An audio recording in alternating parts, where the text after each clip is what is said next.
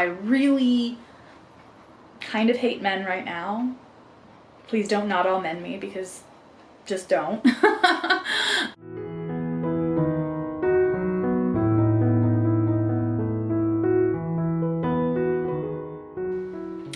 Well, what can I say? I am tired and I want to celebrate women. So, by the time you are seeing this, you might or might not have noticed that my channel has been without an upload for probably 2 weeks by the time you actually are watching this video. And of course, since it's YouTube, I have to explain this. And of course, I don't feel any obligation to explain my life or reasons for uploading or not. But this video is actually all about, not really, kind of. It is about why I wasn't uploading. I am an admin of a group on Facebook for people in relationships that are impacted. The whole point of the group is to help people understand the challenges involved with Cool. This is something that typically takes less than 10 minutes of my time per week. But occasionally in the past couple of years, we have been infiltrated by someone who is secretly taking screenshots of people venting, and I shouldn't say people because it's not people, it's women only. Fuck it. He takes screenshots of women complaining about their male partners, and he uses the fake profiles and then uses a separate set of fake profiles to then find these women's partners on Facebook and post these screenshots to his wall saying, like, just so you know your wife doesn't love you, here's the evidence. And like, that had happened probably like once every 4 to 6 months for the past couple of years, and honestly, I never really took it very seriously because, you know, just like basic internet precautions, like people just need to take it. I can't be held responsible for it, right? He has escalated his behavior, and he has now found 4 women's phone numbers, called them, threatening their lives. I've listened to one of the recordings. It is scary. This is an American man calling American women.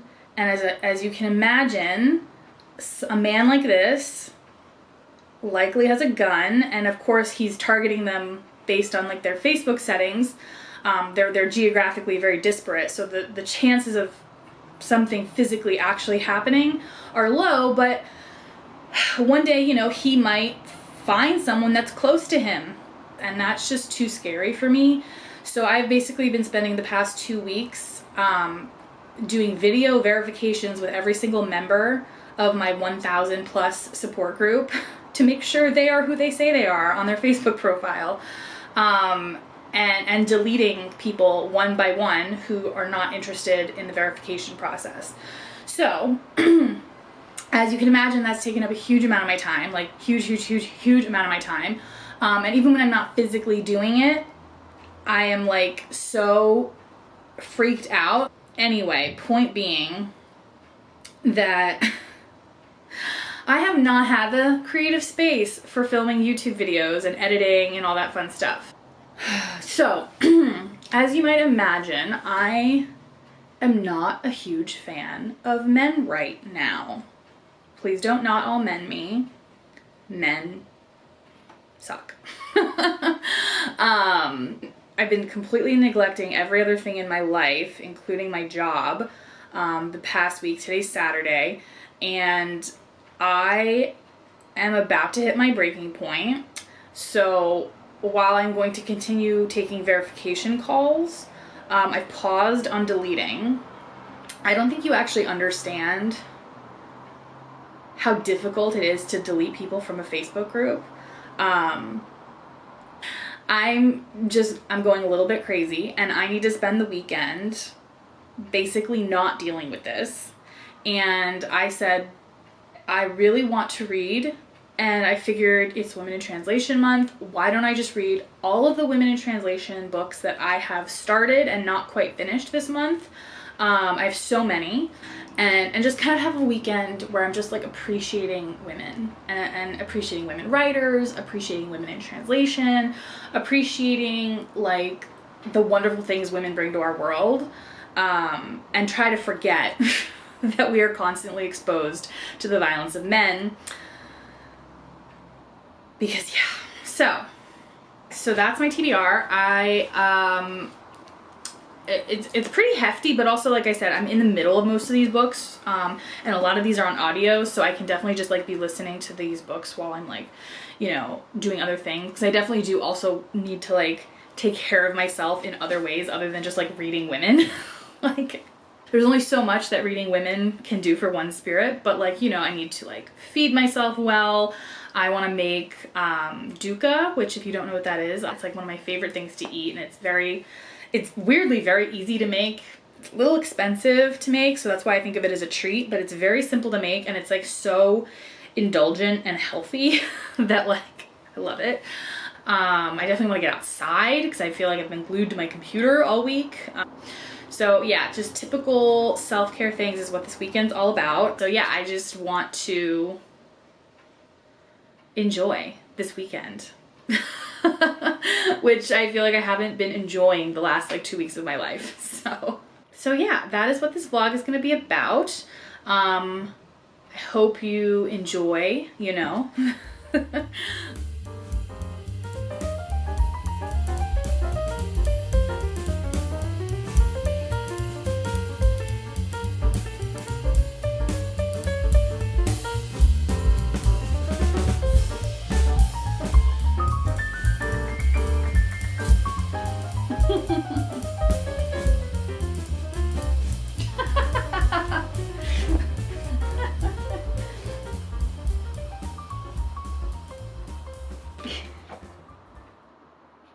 For whatever reason, there's this like, the mayor of the town in this post-apocalyptic world is a nudist, and she just rocks around nude all the time, and everyone's just like, whatever, like she can do what she wants, who cares, but everyone else like wears clothes. And then they decide to sort of like talk to the other villages in their region, so all the mayors of these regions come together and they have a meeting. And they're like, oh, I'm so glad we met. I'm the mayor of the West Valley. I'm the mayor of the Riverbend region. I'm the mayor of the Mountaintop. And they're like, oh, I guess we all have something in common. And like they're all sitting around naked at this meeting. And it's, and then she continues and says, we all use the title mayor. Like, sorry, I don't know why that made me laugh. Clearly I need to laugh. So I'm just laughing at a lot of stuff that maybe isn't that funny.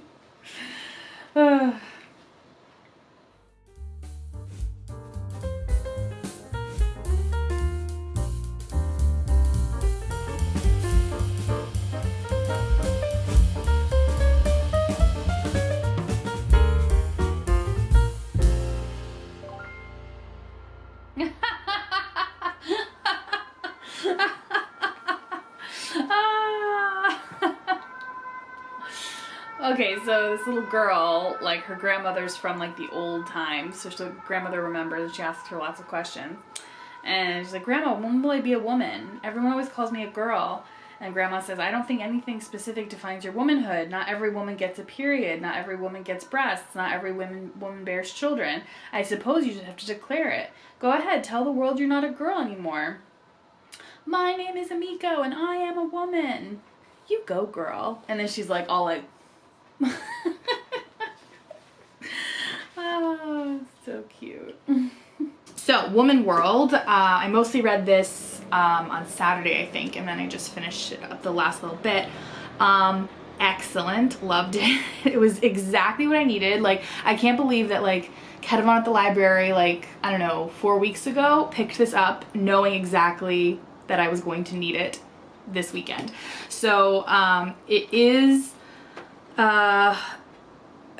it's a dystopia where lots of bad things are happening, but then one of the bad things is that the men are like going extinct, like they're not being born over like a couple generations. And they're like this is like the little cast of characters in the book, and it's just a bunch of different women, and basically just each couple pages, maybe 1 to 2 pages are like different little vignettes. So none of it's like super connected. It's not one big story. What I loved about it is of course like life is much better because the patriarchy and men aren't like, you know, imposing, but also, you know, there's still human nature at play in a lot of these interactions with each other, with the different characters. And so there is still like some funny moments where it's like, oh yeah, women are still like that, or like, you know, people are still people is kind of one of the messages. So the only gripe I really have, is it even a gripe? It's just sort of like a note that if you're looking to read this for fun, that's cool. You won't have an issue with it.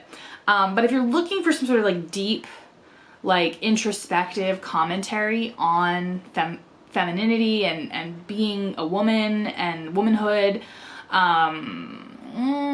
less of that, I would say. It's a lot of funny jokes. It's a lot of like cute little stories. But I wouldn't call it like, you know, anything close to feminist discourse. It's just, it's like a light, very light commentary. The first thing is that the trans representation is a bit odd in the sense that there is one like definitely trans character, but it's not really like explained. Like a set of characters, like the grandmother who was alive like during, you know, our world essentially, and then her granddaughter who's like, what was it like with men, you know, tell me grandma, tell me. So a lot of like the interactions between those two are fun. And at some point we learned that the grandmother is a trans woman, so that's cool. Like, yeah, trans women are women, but also like, how does that work? Because like I mean, we were not really told much about like why the men aren't being born, just that they're not being born. But that means it is possible for like babies with penises to be born, but then everyone just knows automatically that they're gonna grow up to be a trans woman. But that wasn't really discussed. And then, so then how does it work for trans, so that means there's no trans men, because if you're born with a vagina, that would make you a man, and the men are extinct. So like, is it that the genetics or the genitalia is an issue with the dystopic, like men aren't being born? Or is it like, you know what I mean? There's just basically no explanation.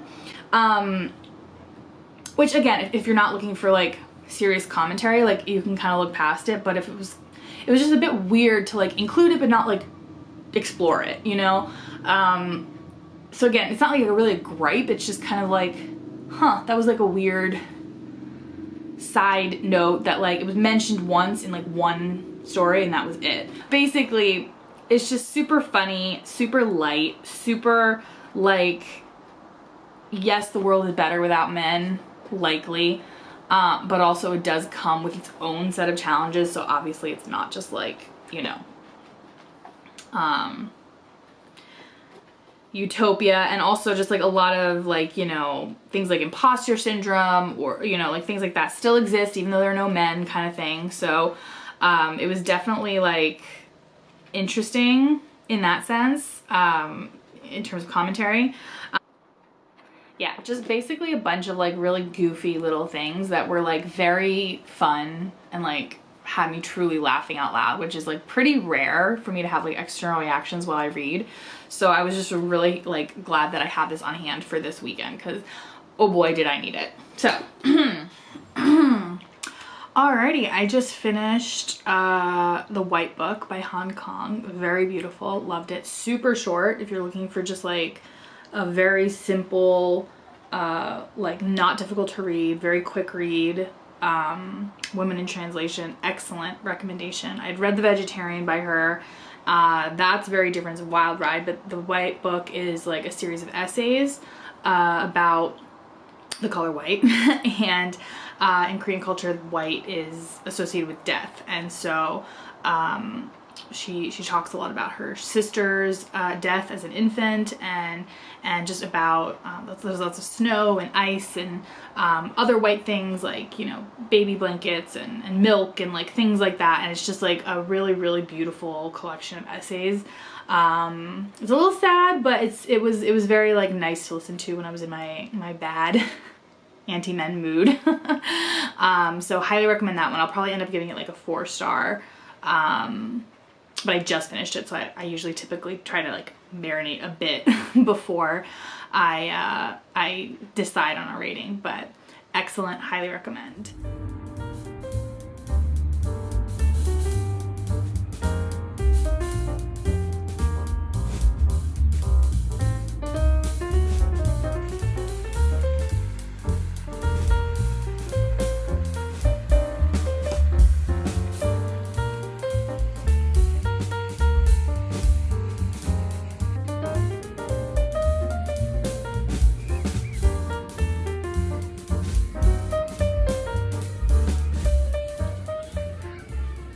I did not take as much of a break from dealing with the stalker as I intended to.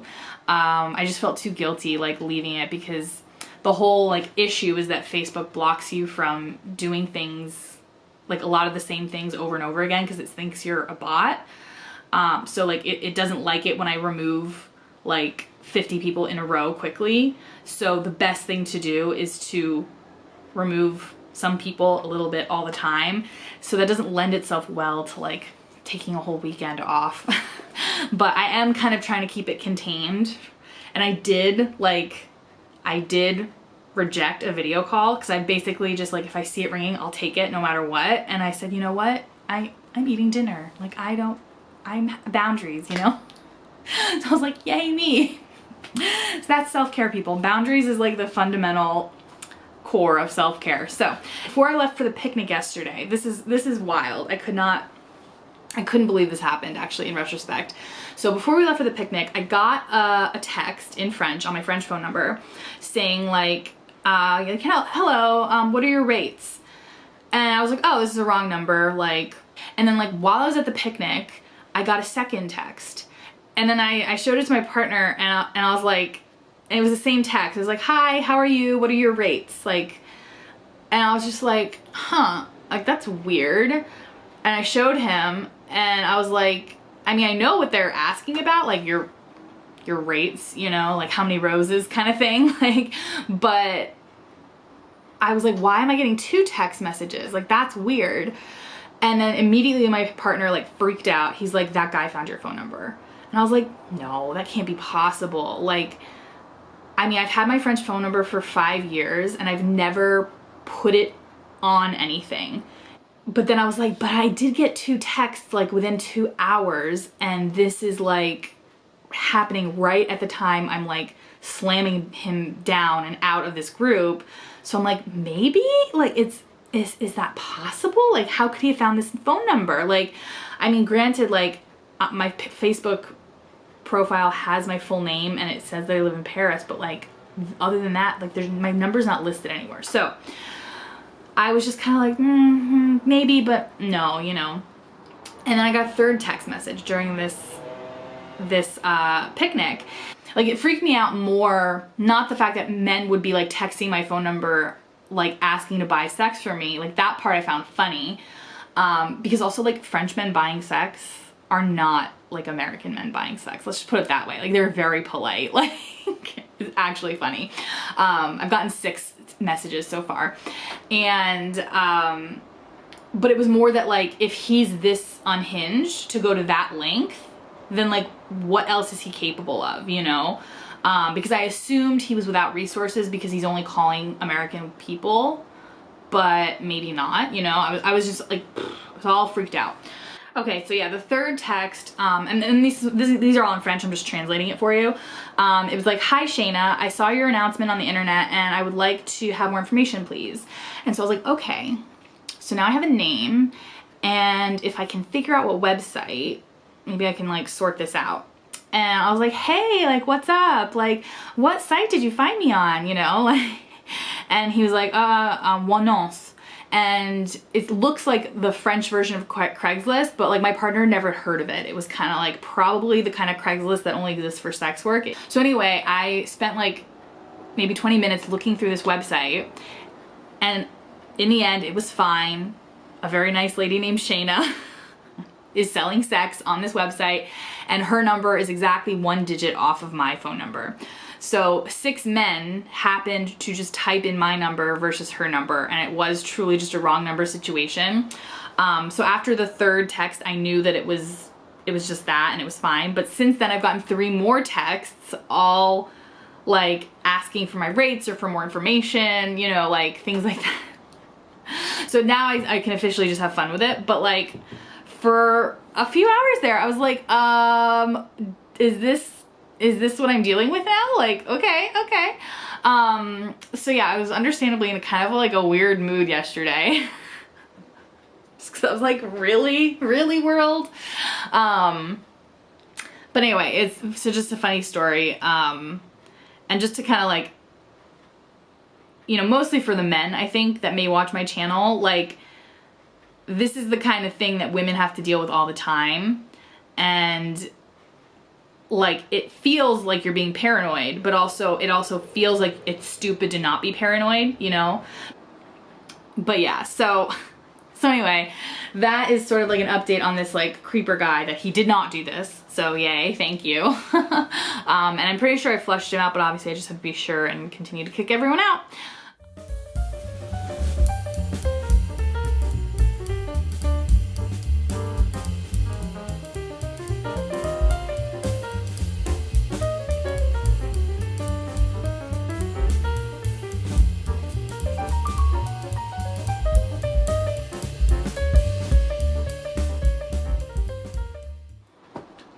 Next one was a bit more of a disappointment.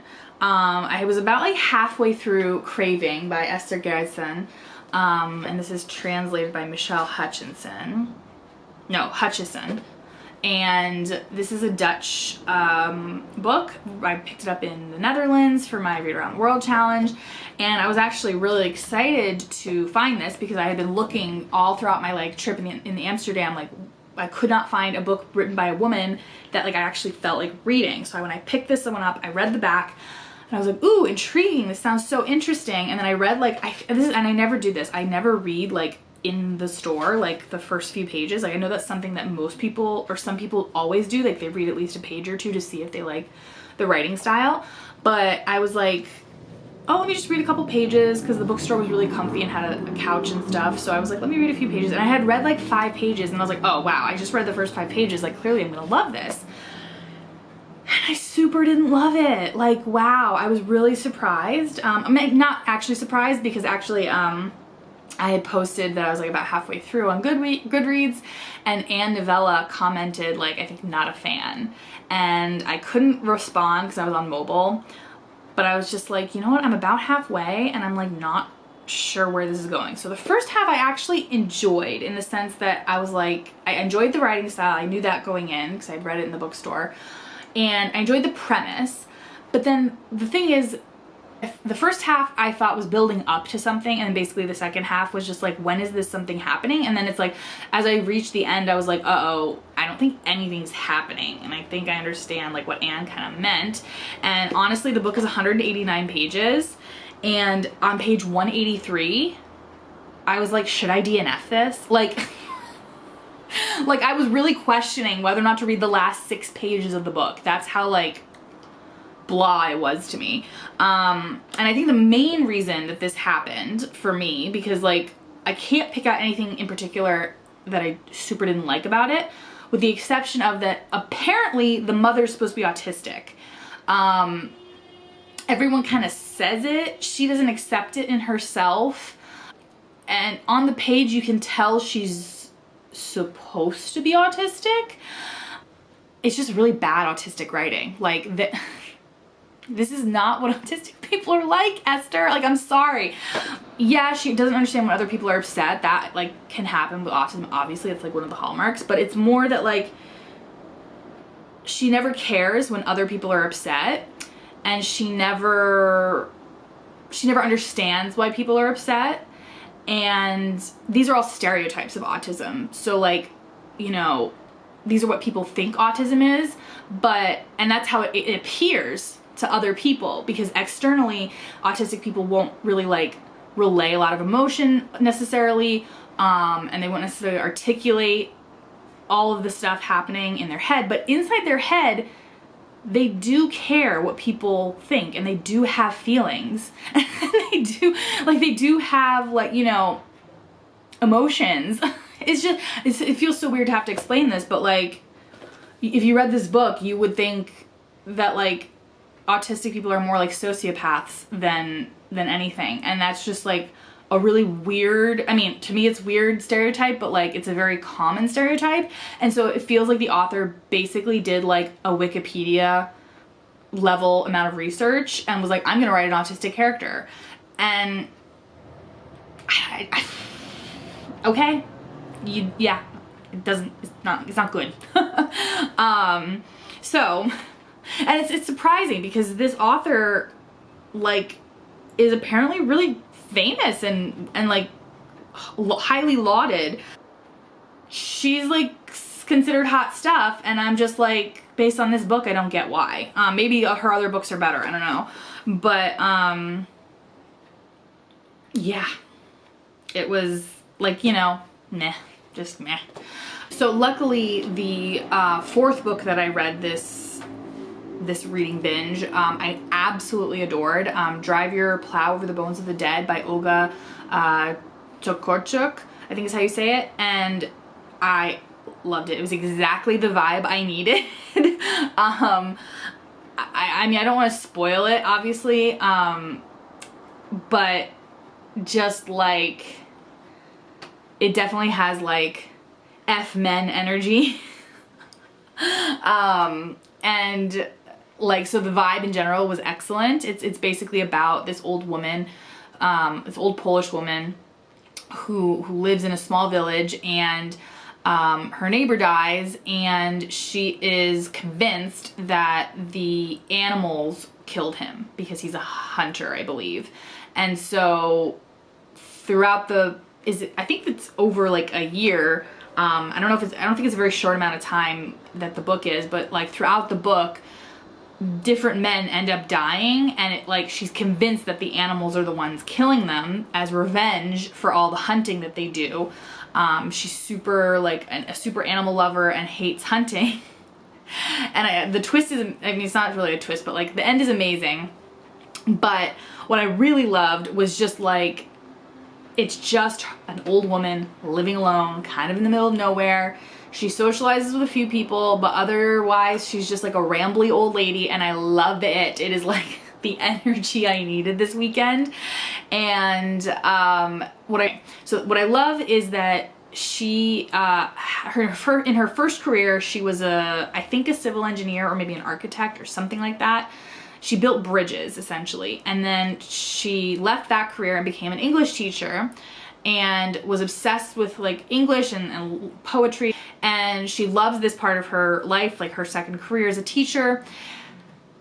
But the thing is, she is also super into astrology, and I love that like this author was able to sort of be like, this is a scientific rational mind who is like chosen to like believe in astrology, and she, you know, she does all the, I don't know the terminology, but like the charting, and like if she knows your birthday, she can like, you know, guess things about you based on the astrology. I don't know the details, but like it is so fun to like have that juxtaposition in a character.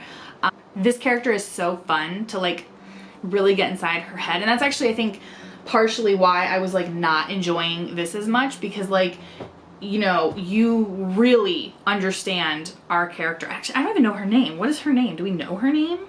Yes, it's Janina is her name. It's very rarely mentioned, that's why I don't remember it. Because I just finished it like an hour ago. And this woman is just like so complex, and you know you're not getting the whole story, but she is going deep into her psyche and deep into like who she is as a person through her narration of like seemingly not significant events. And to me, that's true storytelling. Like, you're telling someone the story of a person, not by the person saying like, yes, this is my psychological analysis of myself, but more like, yes, this is where I went to walk my dogs, and that description of that seemingly banal thing is what lets you know something about their psychology. That's the art, that's the magic of writing, for me at least. So that's why I think this one just hit the mark for me so well. It was so good. I mean, obviously, like, you know, she's a Nobel Prize winning author, like, of course it was gonna be good, but like there's a difference between good literature and then literature that like resonates with you and you're just like, yes, this is exactly amazing, you know. Because something can be technically good and just not resonate with you. So it's so great when like amazing literature resonates. So yay. Alrighty, so this is gonna be the end of my, what am I calling this? Women in Translation readathon. Please help me stop hating men this weekend vlog. I have officially finished dealing with the stalker from my support group, and I think / hope he's gone. We'll see. You know, my support group had well over 1,000 people in it, and it's now down to about 150, which is fine. Like, it's not that numbers matter in a support group, and honestly the people that are there are like way more interactive than the other 900 people were, so it's fine. I just feel really bad for probably like at least 800 people that I kicked out of the group that were legitimately there looking for support. I'm sure the vast majority of them were legitimate, but unfortunately there was just no way to tell, so that does suck. But it is what it is. What can I say? I've just been like, the mantra that I've been like drilling into my head is like safety over support. Like, it's more important to support a smaller number of people that are absolutely safe in that support rather than trying to support a large number of people in a not safe way, if that makes sense. So that framing really helped me to sort of just dive in and get it done. And then I think I mentioned earlier, the logistics of getting it done was, I was very much hampered by Facebook. You know, I'm pretty sure the stalker was like reporting me for spam, and Facebook also like does not like it when you do a lot of things at once, and so it thought I was a bot. And I was like, okay. So I basically got blocked a lot from doing what I needed to be doing, and also it was just very, you know, mentally exhausting, just the whole thing. So what else did I read? I did also read a little bit more from Family Ties by Clarice Lispector, but I didn't really like say anything about the stories. It's a short story collection. I didn't really say anything about the short stories that I had read on camera, so I'll just sort of like exclude that from the vlog. But I am glad that I read, how many books did I read actually? Let's see. So 1, 2, 3, 4, 5. I read 5 books I turned it into a long weekend because like I needed it, and also I just felt like this like self-care weekend couldn't end until I had finished my job with the support group. So 5 books in a long weekend. That was pretty good, and I'm really happy that I just finished some of these books that have been sitting around waiting to get finished. Even if I didn't love all of them, I'm really glad that I got to it, and I just sort of like had this like women support even through their works of literature was really nice, and I'm feeling better. Well, I'll be honest, I am officially feeling better. I feel like I'm back in the creative swing that's absolutely necessary for YouTube. Like, I can't even imagine how big YouTubers like plug through and continue making content when they're just not feeling very creative. I can't even imagine. But anyway, I'm feeling creative. I'm feeling up for making more content. I haven't stopped reading. I actually have read more this month than any other month of the year, and it's probably because I wasn't making YouTube content for half the month. But I'm happy to jump back in, and I hope you enjoyed this reading vlog, and until next time, bye!